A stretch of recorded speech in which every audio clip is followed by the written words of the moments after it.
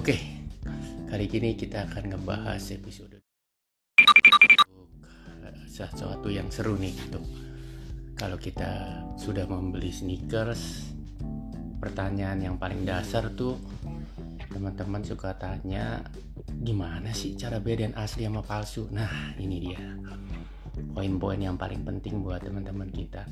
Karena nggak semuanya di sini yang udah lama membeli sneakers, semuanya udah ngerti atau semuanya udah koleksi banyak nih sneakers. Tapi kita mulai dulu buat teman-teman semua yang baru pertama atau baru beberapa kali beli sneakers yang masih bingung nih untuk bedain mana sih yang asli atau palsu. Oke, kita mulai. Ada 5 hal penting sebenarnya buat teman-teman yang masih baru atau awal-awal untuk membeli sneakers. Pertama tuh untuk ngeceknya yang paling gampang, ini agak lucu sih. Nomor 1 yang paling mudah, dan itu dilakukan oleh yang baru tahu sneakers dan yang udah pada ngerti banget, bahkan pakar-pakarnya yang udah pada jago, orang-orang pada bilang bedain asli palsu dari yang dasar, itu dengan mencium baunya. Simpel banget. Kenapa dari bau? Karena sneakers itu bahkan tiap merek, tiap brand, tiap tipe mempunyai bau yang khusus. Saya pribadi kalau mata ditutup bisa tahu ini bau-baunya ini sepatu ini nih, baunya ini merek ini nih. Bahkan tiap contoh Jordan mempunyai bau-bau yang berbeda-beda.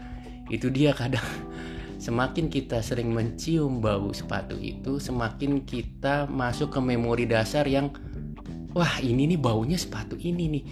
Dan somehow baunya itu untuk beberapa orang bilang itu enak gitu.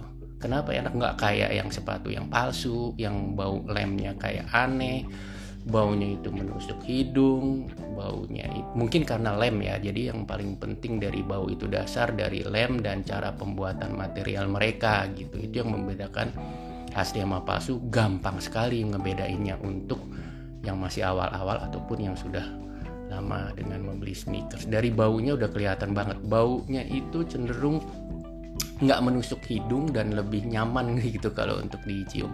Materialnya pun juga mempunyai ciri bau yang berbeda setiap material. Jadi kalau kita lihat kasat mata nih, yang fake dengan yang asli, yang palsu dengan asli, ini mirip banget nih. Tapi begitu kita cium baunya, itu udah kelihatan banget bedanya. Terus kedua, kita bisa raba atau kita bisa tekan kulitnya atau materialnya seperti apa. Cuma kan untuk yang baru-baru kita nggak tahu nih. Nah itu dengan cium barunya memori ingetin, jadi besok-besok kalau menemukan sepatu dengan jenis itu udah bisa tahu. Kedua yang dilihat dengan shape-nya, shape bentuknya, stitchingnya, kerapiannya, semua itu paling dasar. Kalau dilihat-lihat agak aneh nih, kok nih kayaknya ini miring nih, bentuknya, shape-nya aneh nih. Ada yang kayak bakpao gemuk banget, ada yang kurus banget kayak pemaksa gitu bentuknya. Nah itu udah mulai aneh-aneh deh. Itu salah satu dasar untuk wah ini curiga nih gitu. Lemnya kurang rapi banget ya, meskipun ada beberapa yang asli yang juga kurang rapi, tapi ini kurang rapi banget. Kedua, caranya kita cek internet. Sekarang tuh udah gampang banget, beda dari 10 tahun lalu. Belum ada media sosial, belum ada YouTube, belum ada internet. Sekarang gampang banget. Masuk Google, cari asli atau palsu. Masukin artikelnya, keluar semua YouTube, internet, segala macam. Gampang banget kok. Jangan males-males, kita cek. Semua ada di internet, hampir semua ada. Andai kata itu nggak ada, kita bisa compare dengan yang jenisnya sama. Contoh Jordan 1 dengan Jordan 1. Contoh Yeezy 350 V2 dengan Yeezy 350 V2. Kita bisa cocokin gimana shape-nya, karakter warnanya dan sebagainya. Di video YouTube juga banyak bisa kita lihat. Dan ketiga, kalau buat teman-teman yang baru awal supaya aman nih, ketiga nih yang paling penting nih. Cari yang ada stiker distributornya, terutama di Indonesia. Itu enak banget ngelihatnya. Di setiap box ada tulisannya. Contoh kalau Nike ada tulisan PT Nike Indonesia. Kalau Adidas ada PT Adidas Indonesia. dan merek-merek yang lain juga mempunyai stiker yang sama, karena itu syarat nomor 1 untuk distributor resmi di Indonesia. Jadi tenang deh kalau beli ada stiker itu. Nah, kalau yang untuk awal-awal lebih nyaman begitu dengan cari stiker yang ada di setiap boxnya.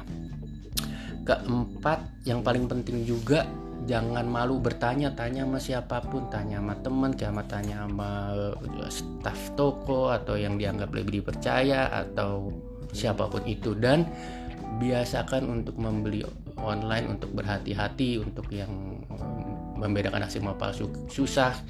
Pastikan untuk bertanya apakah ini asli atau palsu, bisa balik uang atau enggak. Harus bisa balik uang. Kalau dia nggak bisa balik uang, kalau dia menganggap itu asli tapi dia nggak bisa garansi itu, jangan dibeli.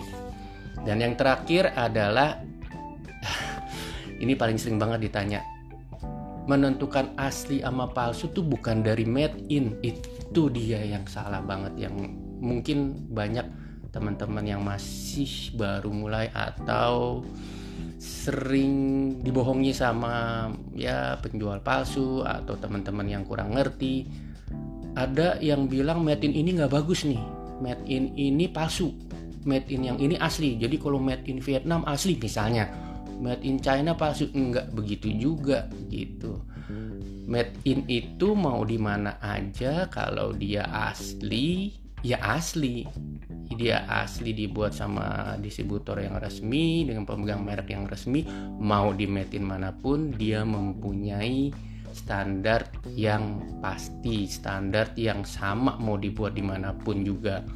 Jadi mau made in mana aja sama. Ada yang bilang juga jangan beli made in Indonesia, nggak bagus, jelek atau apa. Enggak juga sih, di luar tuh banyak banget made in Indonesia. Justru mungkin ada beberapa teman di sini yang pernah berpengalaman dapat made in Indonesia tuh jelek, bentuknya kayak pletot-pletot, bentuknya aneh, jahitannya nggak rapi dan emang palsu tapi tulisannya made in Indonesia. Itu kebetulan karena memang banyak factory atau pabrik-pabrik di Indonesia nih yang notabene sisa-sisa produksi mereka jual lagi, sisa-sisanya mereka bikin lagi untuk menjadi home industry gitu. Itu banyak sekali juga di Indonesia. Itu yang ngebuat mindset orang dan teman-teman yang awal takut nih, waduh made in Indonesia, jangan-jangan seperti ini. Padahal enggak, mungkin hanya ya segelintir orang yang ngejual dari bekas-bekas pabrik yang lama, dibuat lagi dengan stempel made in Indonesia, terus dibuat